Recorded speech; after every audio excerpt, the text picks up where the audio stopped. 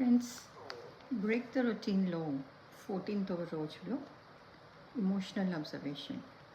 మన భావోద్వేగాలు ఎలా ఉన్నాయి? కోపము, సంతోషము, అలాగే వివాదము. దాన్ని మనం అబ్జర్వ్ చేస్తూ ఉండాలి. అసలు అది ఎక్కడి నుంచి వస్తుంది, ఎంతసేపు ఉంటుంది, అది పెరుగుతుందా తరుగుతుందా అని మనం అది గమనించినప్పుడు మనం దాంట్లోంచి బయటికి రావడానికి చాలా చాలా సులువుగా ఉంటుంది. ఫ్రెండ్స్, క్యాలోస్ క్యాస్టనేడా చెప్తున్న ఈ అద్భుత టెక్నిక్లని మీరు కూడా అర్థం చేసుకొని పాటిస్తున్నారని నేను అనుకుంటున్నాను. ఇఫ్ నాట్, నా ప్రీవియస్ వీడియోస్ అన్నీ కూడా చూడండి ఫ్రెండ్స్. ఇంకా ఎవరైనా నా ఛానల్ని సబ్స్క్రైబ్ చేసుకోకపోతే వెంటనే సబ్స్క్రైబ్ చేసుకోండి. ఇంకా ముందరికి వెళ్తే చేంజ్ యువర్ ఐడెంటిటీ.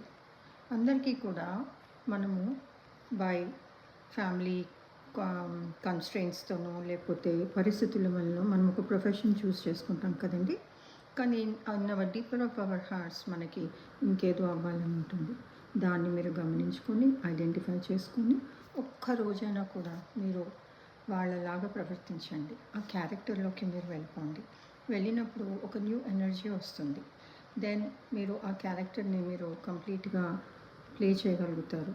దాన్ని కంప్లీట్గా అండర్స్టాండ్ చేసుకోగలుగుతారు. ఆ రకంగా మీకు సాటిస్ఫాక్షన్ వస్తుంది. దీని నుంచి ఏమవుతుందంటే మనము గిల్ట్ నుంచి బయటపడతాం. ఫ్రెండ్స్, చాలా ఇంట్రెస్టింగ్గా ఉంది కదండి.